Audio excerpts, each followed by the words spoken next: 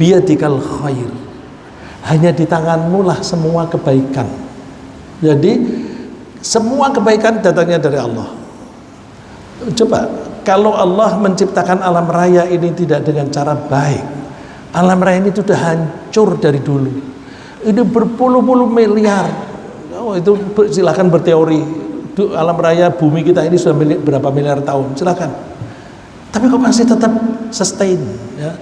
Sustain, apa itu sustain? Jadi kalau kita memperlakukan alam ini dengan cara yang bisa lestari, itu sustainable management, ya, yang bisa melestarikan. Nah, kita kalau tidak campur tangan di alam raya ini, bumi kita, alam raya kita ini itu akan sustainable.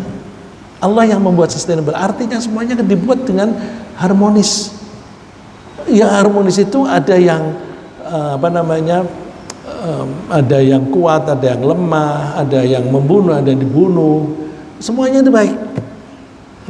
Nah, kuncinya kita ketika menafsirkan, logika kita itu jangan tercampur dengan egoistik, jangan egoistik. Kalau kita menilai kejadian secara egoistik, kita mengatakan baik bila kejadian itu sesuai dengan selera kita. Ya, kita mengatakan baik secara naluri kalau kejadian itu sesuai dengan naluri selera kita. Kalau kejadian itu tidak sesuai dengan selera kita, itu jelek. Coba penguasa membunuh seseorang atau beberapa orang, baik atau jelek? Kita menyaksikan dulu beberapa orang meninggal dunia atau hilang, sampai ada orang membuat organisasi kontras namanya. Itu ada penguasa yang membuat beberapa orang itu meninggal dunia. Baik apa jelek? Tergantung penafsiran. Kita menganggap itu dia melakukan baik kok, dia usulannya baik kok, dan sebagainya. Kenapa dibunuh? Yang membunuh jelek. Tapi yang membunuh mengatakan kita butuh stabilitas nasional. Kita tidak bisa membangun ekonomi kalau politik tidak stabil. Cuma cara membangunnya kan beda.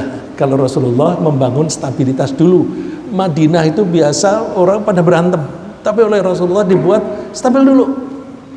Tapi langkah-langkah Rasulullah Masya Allah luar biasa. Jadi saya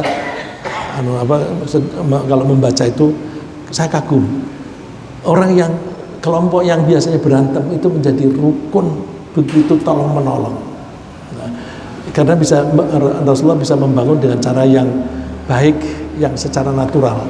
Nah, jadi ketika orang itu mati, itu baik menurut yang membunuh, karena lebih baik dikorbankan 1-2 orang daripada 1-2 orang itu dibiarkan hidup, nanti membuat kegaduhan, membuat ketidakstabilan politik.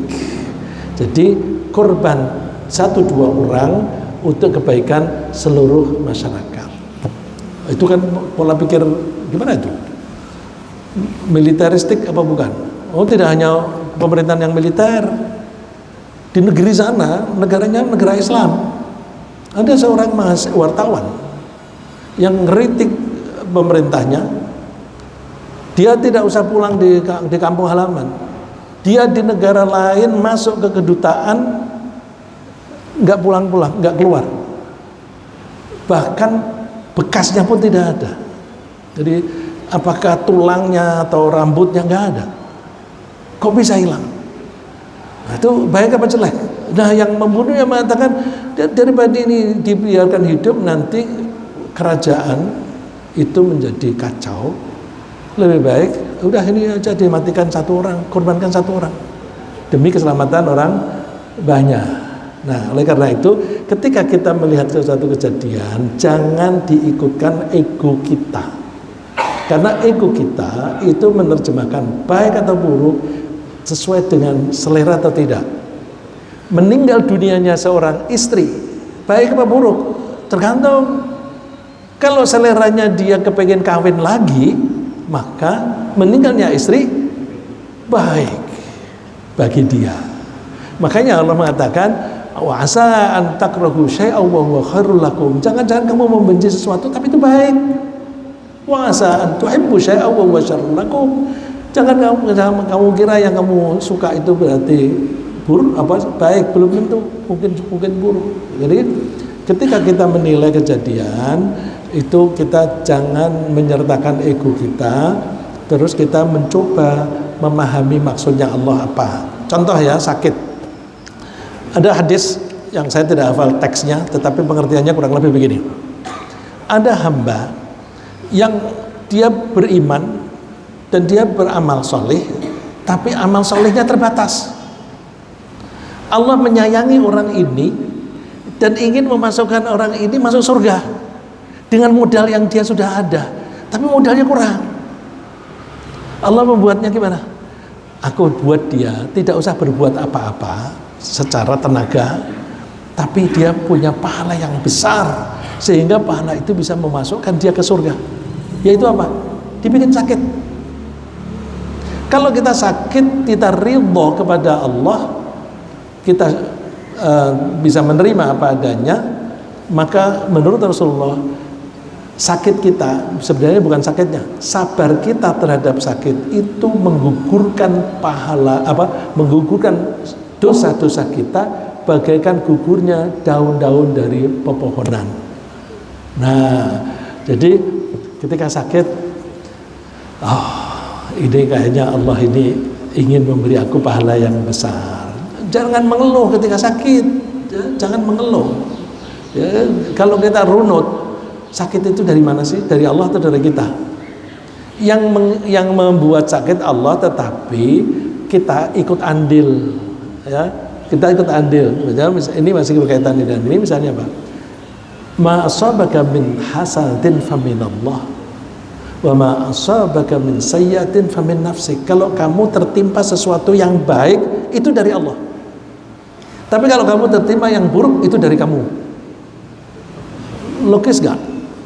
Kita ini kan diberi oleh Allah sehat.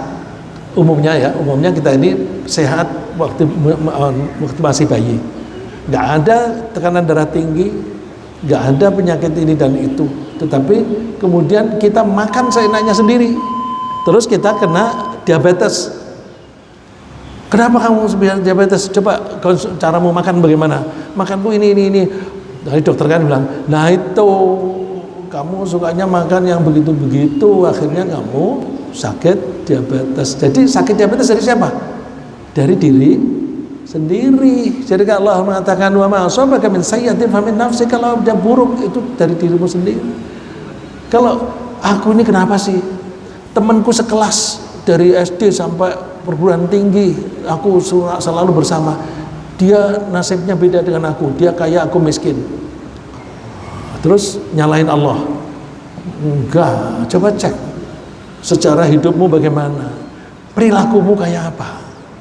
Orang itu, nasib seseorang sangat erat hubungannya dengan perilakunya sendiri, ya. Nasib seseorang kaya atau miskin itu sangat erat kaitannya dengan perilakunya sendiri, ya. Karena itu kalau misalnya orang miskin kepengen kaya, caranya gimana?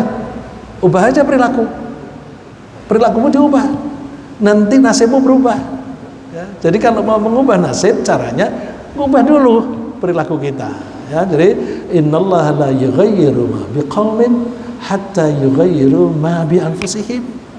Allah tidak akan mengubah nasib yang ada pada seseorang sampai orang itu mengubah apa yang ada di dalam diri sendiri. Ubah pola pikir, diubah perilakunya.